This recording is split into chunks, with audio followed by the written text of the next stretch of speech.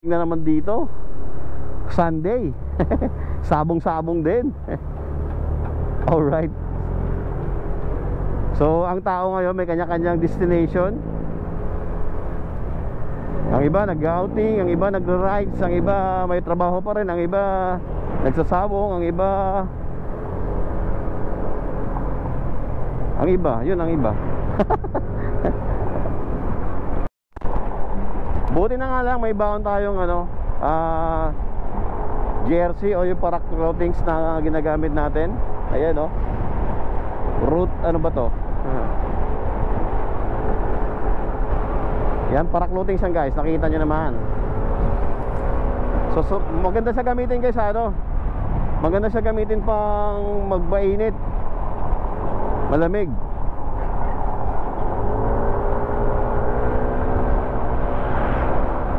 Alright.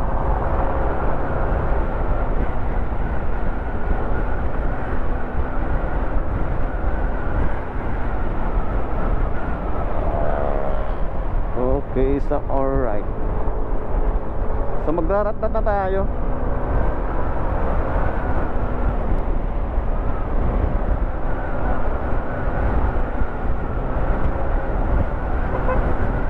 Parang kilala ko yun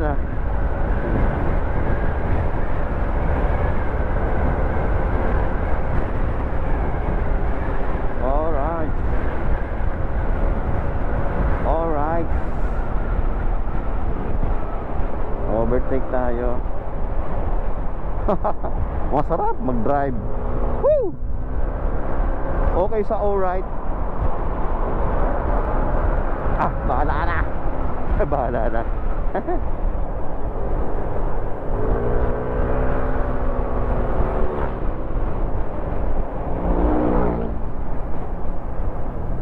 Okay. Sumingit-singit na naman tayo mga lods. Diretso lang yata to Yan, diretso na to hanggang Pami yata. Papuntang Pakil yan dyan Pakil.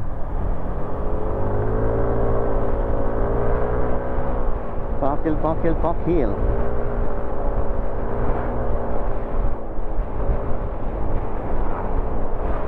Itong gusto ko rin yung road dito guys kahit ano lang.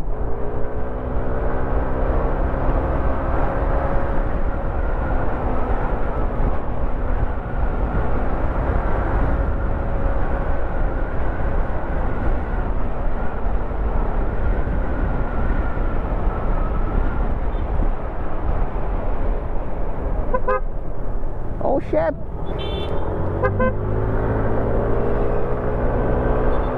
Joke lang.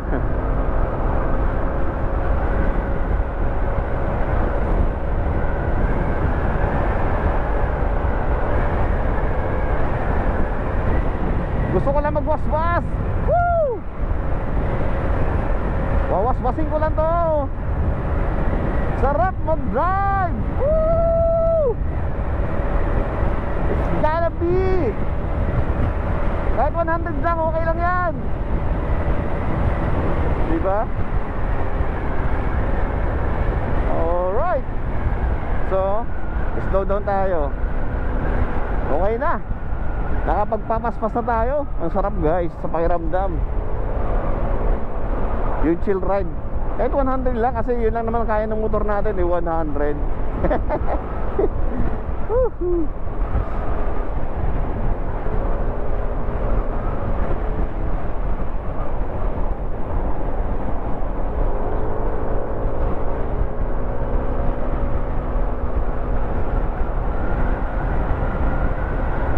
Poste yan, huwag mong itutuloy yan. Poste yan. Yan.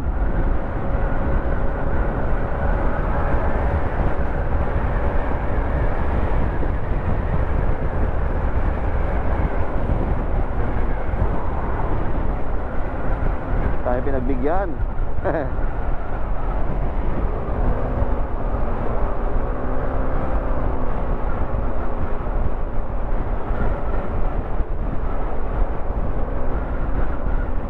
Naka-racing mode din yung Toyota Kamote.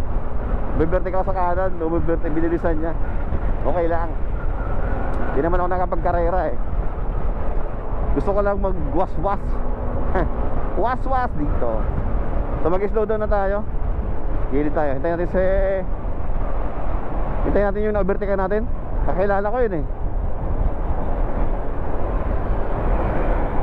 So ayan mga lods. So nasulit ko naman yung rides na natin for today's video. Mula kagabi, paputol-putol nga lang yung video natin kasi hinahati-hati ko lang yung battery natin at yung memory card. Ayan. So pauwi na tayo. Nasa PAMI na tayo, Ariel na tayo, zigzag.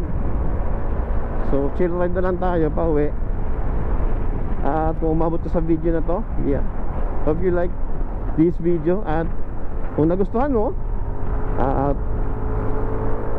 please subscribe and follow my page. Yan, sa YouTube natin and Facebook page. So dito marami na tayo nakakasalubong at medyo makulimlim na rin. Sana umabot pa tayo hanggang Infanta yung video natin. So puputulin ko na rin muna dito at mamaya ulit bandang unahan. So itong way nga pala nito ay papunta na to ng Infanta o Real, Infanta and Nakar. So yung pabalik yan po yung palabas ng Laguna or PAMI na tinatawag. So dito kung kayo ay mahilig sa dagat or mga falls, isa sa mga destination na may recommend ako ay ang Real at ang Infanta or Nakar. So mga falls naman, marami din dito. Pag papunta naman kayo ng papunta na kayo ng Marilake, dito pwede rin tayo yung dumaan. Iyan. Mamaya bandang unahan ituturo ko sa inyo kung saan yung may dagat at may mga falls na hindi nyo pagsisisihan at tsak na inyong bababalikan kapag inyong napuntahan ang lugar na to. Okay guys, ituro ko mamaya sa inyo bandang unahan. First timer naman mga idol, so kung first time kayo pumasok dito sa Rina or sa zigzag road na to, ingat po kayo dito kasi zigzag road to. At minsan ay may mga times na may mga higop factor dito dahil siguro sa elevation ng kalsada. Pero sa mga area naman dito tayo, inayos na rin naman nila. Nabubulor na ako, kamote. Yan, zigzag to guys eh. So ingat po tayo sa pag-overtake at sa pagbabanking-banking kasi 2 lanes lang po ito guys. At yan guys, oh. Yan. Diba? Ang ganda ng zigzag dito. Pero siyempre ingat tayo. Hindi naman tayo dito dadaan para mag-banking to the max. Yan. At wala tayo sa sports arena. Sports circuit. Yan.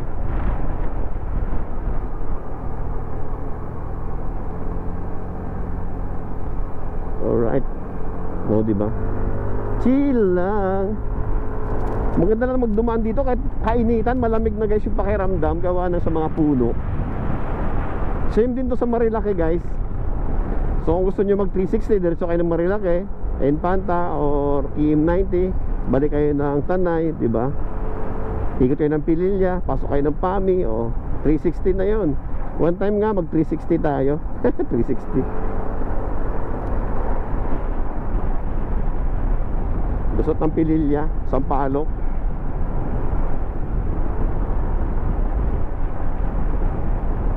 Lyabak na to guys, Barangay Lyabak. At approaching na rin tayo dito sa may mga lugar na may mga resort. Ayan.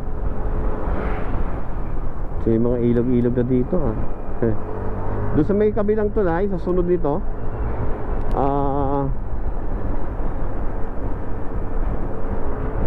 doon yung way papuntang ano ba yun?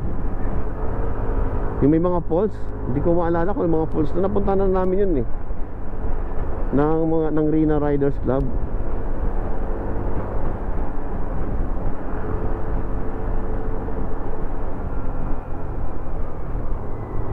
Alright.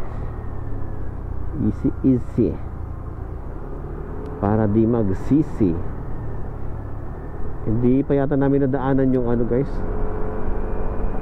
Hindi pa natin nadaanan yung lumang ano, bus stop. Sayang yung bus stop dito guys eh. Papakita ko sa inyo mamaya maya ha. Pasalubong ano pasalubong center. Ayan. Stop over din ng mga bus dati. Di ko lang alam kung nag-ooperate ngayon yan. Pero may mga resto pa rin na nagbubukas.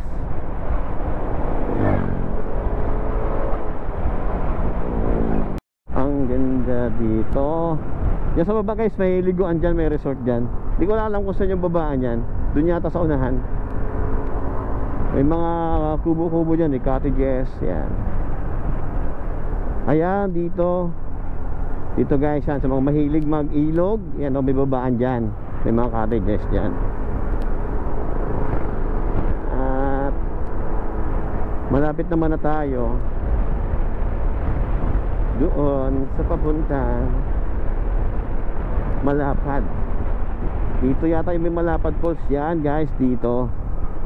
Kakanan ka dyan guys, o yan o.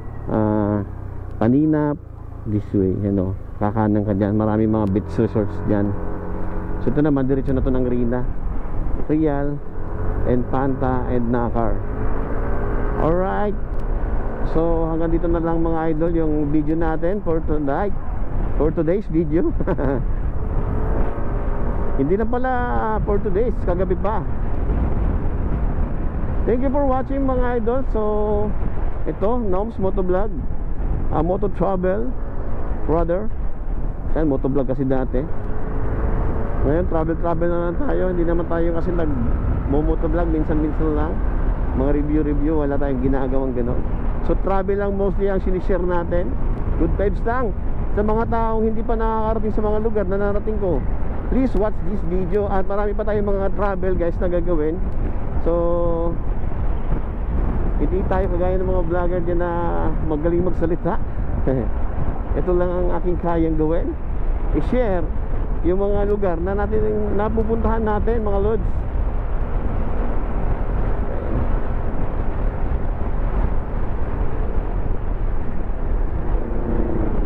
Oh, mga dagat lang pala. Ganyan yung mga bagong vlogger, no?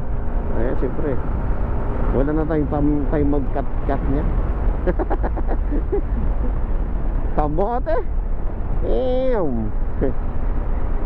Dito parang nalalaking lugar na yun. Diyan sumimplang yung kasama ko eh. Dito pa rin Paninap. Oh, suddenly liko. Okay lang, buti mabilis yung ating ano, mabilis yung kamay natin. Preno agad bago magbusina. Siyempre unahin natin magpreno bago tayo magbusina. Ang iba kasi busina muna bago preno, kaya yan tuloy. Okay, ito na, tatapusin na natin ang video na to. Hanggang dito na lang mga idol. God bless us all. Thank you for watching. Bye bye. Peace out. So yun mga idol, so magandang hapon. It's me once again, Noms Moto Travel. Wala akong planong mag vlog. Kailan napansin ko dito sa kalsada, bagong install po ng reflectorized warning ba yun? Basta yung mga reflectorized na yan sa gitna, yung umiilaw yung paggabi. So ingat po kayo dito kapag nagawi kayo sa dito sa Marilake. Kasi napansin ko, unlike sa mga ibang ito ay masyadong nakaangat guys. Mararamdaman mo talaga o possible na pwede kang ma-slide dito kung medyo alanganin yung pagdaan ng gulong.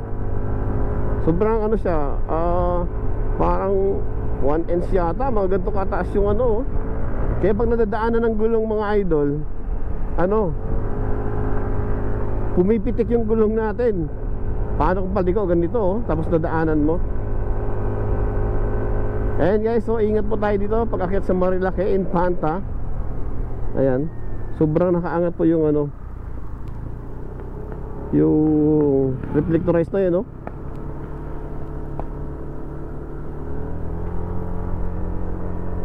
Pero sa iba hindi ganyan eh. Medyo lubog siya. Kaya pag tumawid ka, kung halimbawa nag-overtake ka tapos napatapat ka dyan, nako, sorry.